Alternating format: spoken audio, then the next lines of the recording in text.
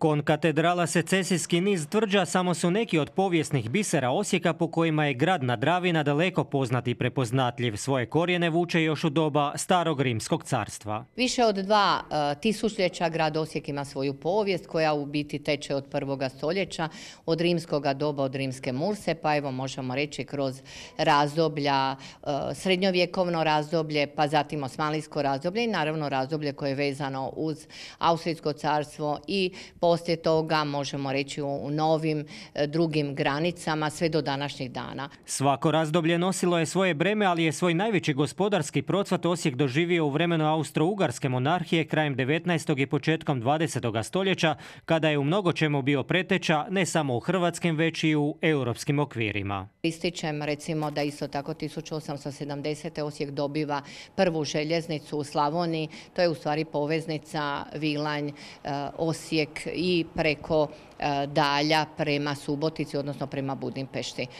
Rijeka Drava je tada isto plovna i to je Osijeku dalo jedno veliko značenje prometnog središnjeg centra izvan agrarnog središta i naravno da je i privlačilo onda i mnoge gospodarstvenice, posebice s područja navedene monarhije. Isto tako to su brojni Njemci, Austrijanci, Mađari, zatim isto tako i Židovi, Srbi uz domicilno hrvatsko stanovništvo. Upravo ta multinacionalnost i multietičnost Osijeku je dala poseban štih i duh dobroga grada, po čemu je, kaže poznata osječka povjesničarka, poznati danas. Gdje se uvijek kroz sva ova navedena stoljeća njegovao taj jedan suživot koji je onda u tom zajedništvu kao i danas donio plodove gospodarskog razvoja, prosvjetnog razvoja, kulturnog razvoja, društvenog razvoja, jer evo i danas, kao što je i danas, Osijek je oduvijek bio jedno prosvjetno središte, kulturno središte, gospodarsko središte,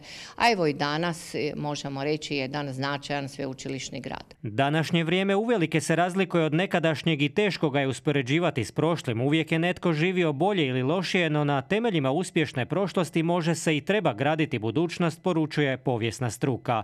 Svoj najveći razvoj Osijek je uvijek doživljavao 20 do 30 godina nakon nekog ratnog razdoblja. Nakon Domovinskog rata, kada su gotovo zaliječene posve rane, možemo vidjeti i na fasadama, a isto tako i u razmišljanjima naših sugrađana.